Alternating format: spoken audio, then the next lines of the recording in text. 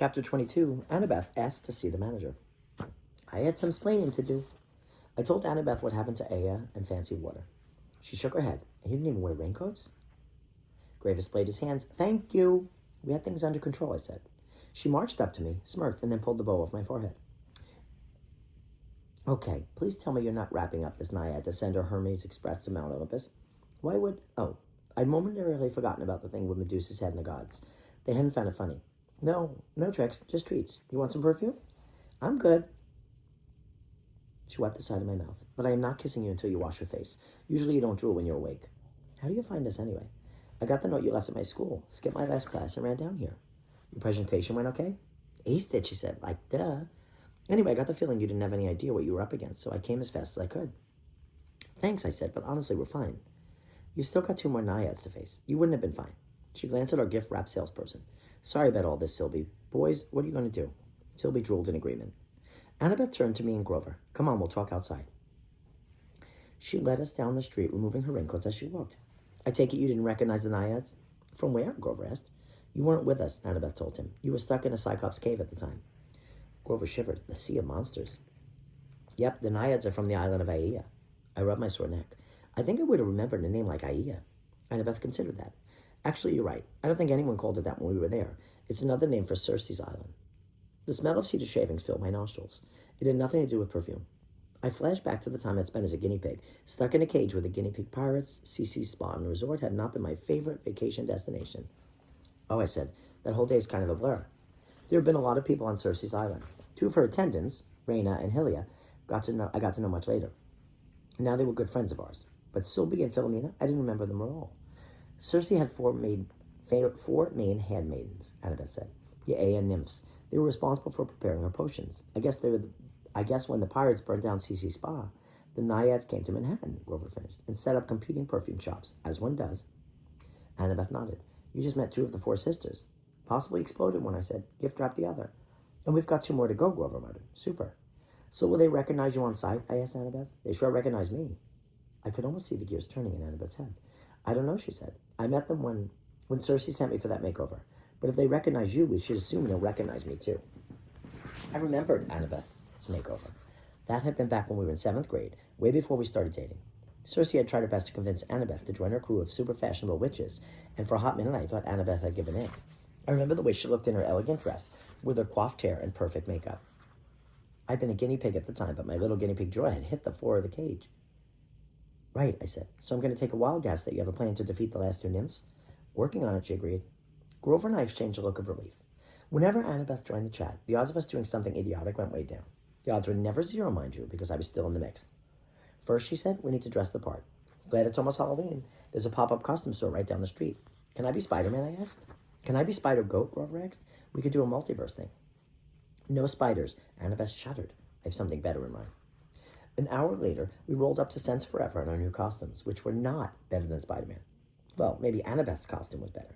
She was dressed as a Roman noblewoman, with a flowing white gown that draped diagonally over one shoulder. Gold costume bangles glittered on her arms. She'd also picked the gaudiest gold necklace she could find. Up close you could tell it was plastic, but we were hoping the naiads wouldn't get that close. With the help of one of the costume people, Annabeth had done her hair and makeup like it had been on Circe's island. She looked incredible, but you don't have to take my word for it. The costume person's exact reaction was, you look incredible. Then she turned to Grover and May said, now these 2 are a challenge. We were dressed as Annabeth's servants / bodyguards / loyal gladiators. I'm not even sure, but we weren't rocking the look very well. Grover wore a gladiator's breastplate and a leather kilt sort of thing, with a big plastic sword at the side.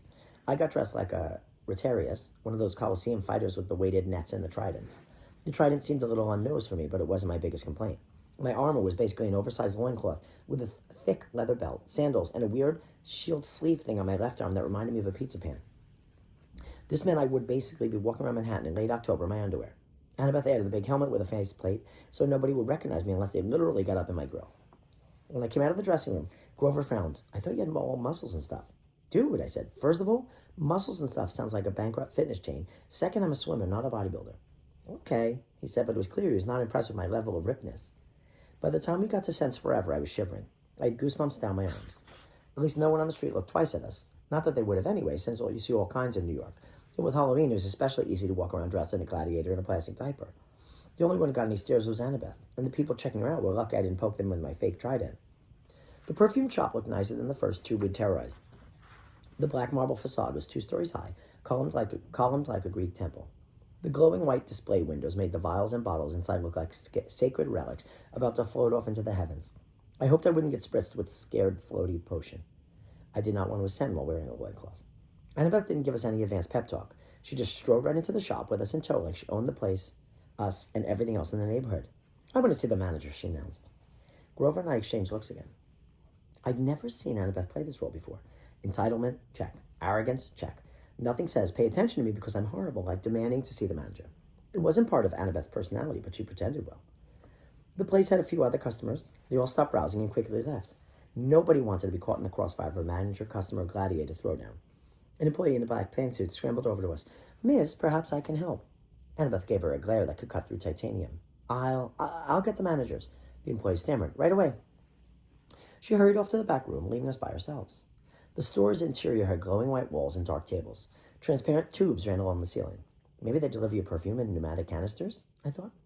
Against the back wall sprawled a display of chemistry beakers, decanters, Bunsen burners, and bubbling copper kettles. Everything in the 21st century which needed to brew a cup of coffee of organic fair trade potion. "No polecat," I noticed. "Patience," Annabeth said. She walked over to the nearest display and picked up a bottle. She sniffed it and then set it back down. She checked a few more tables and then zeroed in on a locked glass display case. Inside were 3 boxes, black and gold, with the label Gale by Sense Forever. "Ah," Annabeth said. "They decanted our polecat?" Grover cried. "We're dead." "Stay calm." Easy for Annabeth to say. She looked powerful. Us? We were armed with plastic weapons. Then the managers appeared. 2 women, clearly twins, marched in from the back room looking ready for a confrontation. Their dark hair was the same shade as the other 2 sisters, but cut short and spiky. They wore matching black pantsuits. The only difference was the one on the left wore silver earrings and the one on the right wore gold. "Phaedra and Daedra," Annabeth said. That stopped them in their tracks. They studied Annabeth. "I know you," said the lady on the right. "That's right," Annabeth said. "And you are both in serious trouble."